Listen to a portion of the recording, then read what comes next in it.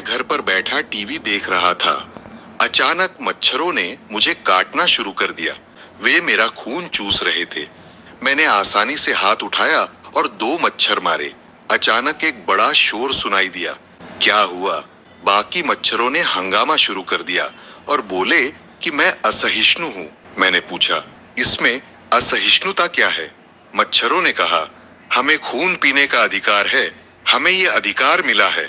तभी कुछ बुद्धिजीवी मच्छर उनके समर्थन में आ गए और घोषणा करने लगे, तुम कितने मच्छर मारोगे? हर घर से, हर नाली से, हर गटर से मच्छर तुम्हारे घर आएंगे।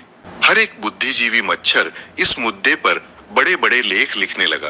उनका तर्क था कि मच्छर तो सिर्फ तुम्हारे शरीर पर बैठे थे। तुम कैसे साबित करोगे कि उन्होंने खून पिया?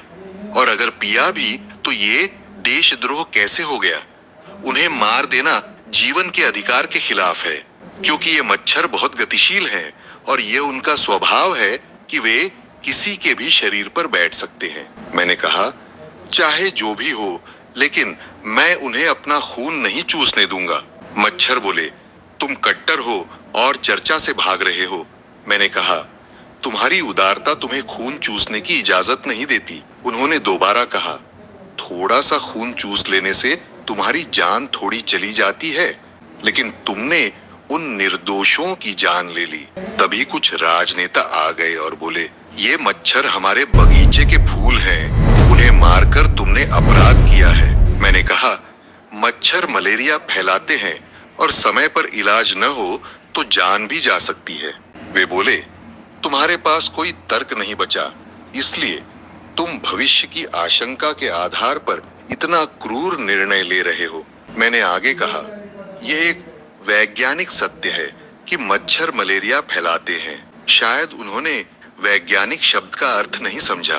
वे बोले, तुम मच्छरों के खिलाफ अपनी सड़ी गली सोच थोप रहे हो। आज के समय में जीना सीखो।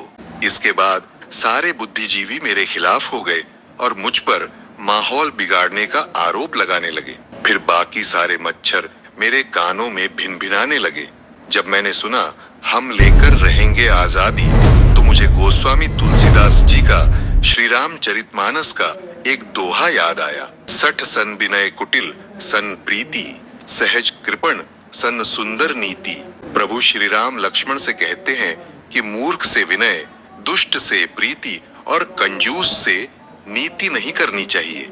अगर बात नहीं बने तो युद्ध ही श्रेष्ठ है। फिर मैंने काला हिट स्प्रे उठाया और आंगन के चारों ओर छिड़क दिया। एक बार फिर सियारों की सिसकारी और विधवा विलाप सुनाई दिया, लेकिन फिर सब शांत हो गया। चर्चाएं, विवाद, बहसें, स्वतंत्रता, क्रांति, सब आवाजें, सब शोर शराबा थम गया। अब शांति है और यही दुनिया का और खासकर भारत का तरीका है।